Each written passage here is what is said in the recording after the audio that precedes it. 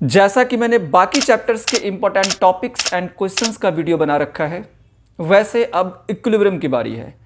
Equilibrium के सारे important topics, questions, examples and बैकसाइज के क्वेश्चंस, जिसे अगर आप कर लो तो एटलीस्ट 50% मार्क्स तो मेरे हिसाब से आ जाना चाहिए। तो चलिए हम स्टार्ट करते हैं। सबसे पहला क्वेश्चन है एक्सप्लेन या डिफाइन द फॉलोइंग वाले, तो जिसमें सबसे पहला आता है characteristics of physical equilibria. NCERT के अंदर गिवन है, आप वो लर्न कर लेना। Second, Henry's law for dissolution of gases in liquids. तीसरा, law of chemical equilibrium for the formula of equilibrium constant. चौथा, एक टेबल 6.4 गिवन है, table 6.4 for the formula of equilibrium constant in different cases. उस table को एक बार देख लेना आप। फिर नेक्स्ट है difference between homogeneous equilibria and heterogeneous equilibria. उसके बाद आता है applications of equilibrium constant.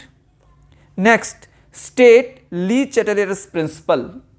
Next है फैक्टर्स इन्फ्लुएंसिंग द इक्विलिब्रियम, यानी इक्विलिब्रियम को कौन कौन से फैक्टर्स अफेक्ट करता है। जैसे इफेक्ट ऑफ कॉन्सेंट्रेशन चेंज, यानी अगर हम किसी रिएक्टेंट्स या प्रोडक्ट्स के कॉन्सेंट्रेशन को हमने चेंज किया तो इक्विलिब्रियम पे क्या इफेक्ट आएगा, मतलब प्रोडक्ट इंक्रीज करेगा या डिक्रीज करेगा, रिएक्टेंट इंक्रीज करेगा डिक्रीज करेगा, इस तरह की चीजें।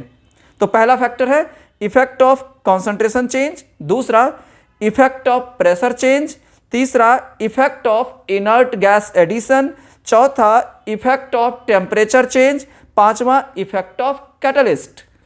चलिए इसके बाद हम बात करते हैं next Arrhenius concept of acids and bases, फिर Bronsted Lowry concept of acids and bases and Lewis acids and bases. इसके बाद conjugate acid base pair and its examples. Easy question है बट फ्रीक्वेंटली आता है, conjugate acid base pair and its examples. Next है difference between poly basic acids and poly acidic basis.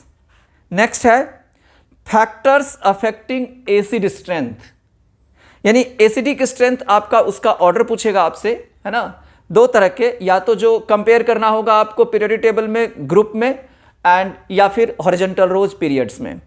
तो factors affecting acid strength, इसमें पहला जैसे वही when comparing elements in the same group of the periodic table, and दूसरा case है when comparing elements in the same row of the periodic table. Correct है।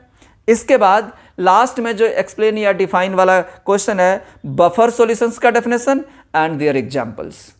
तो explain या डिफाइन द फॉलोइंग वाले में ये सब आ गए। चलिए इसके बाद हम बात करते हैं एग्जांपल्स की। एग्जांपल्स में 6.4, 6.5, 6.8, 6.10, 6.14 को वेरी वेरी इंपॉर्टेंट में रख लेना वीबीआई में। 6.17 ये भी वीबीआई में रख लेना। 6.18, 6.22, 6.24, 6.25, 6.27 एंड 6.28 ये थे एग्जाम्पल्स। अब हम बात करते हैं बैक साइजेस की। बैक साइजेस में 6.1, 6.3, 6.5, 6.8, 6.11, 6.14, 6.15, 6.20, 6.23, 6.24, 6.25 एंड 6.26 इसको आप वीबीआई में रख लेना, इंपॉर्टेंट है काफी। 6.28, 6.29, 6.30, 6.32, 6.33, 6.35 टू 6.42, 35 क्वेश्चन से लेकर के 42 तक ये सारे क्वेश्चंस कर लेना, एंड ये सारे इंपॉर्टेंट भी है, इनको भी वीबीआई में रख लेना आप। राइट, चलिए इजी है बट इंपॉर्टेंट है।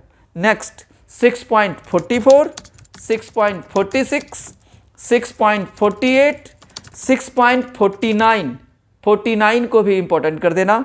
6.55, 6.57, फिर 6.61, फिर 6.63 से लेकर के 6.66 तक, 63 क्वेश्चन से लेकर के 66 तक सारे कर लेना, एंड ये भी वीवीआई के अंदर रख देना आप।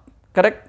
नेक्स्ट आता है 6.68, 6.69, 69 को भी इंपॉर्टेंट में रख लेना वीवीआई में, 6.72 and last question 6.73 and 73 question को भी वीवीआई में रख देना।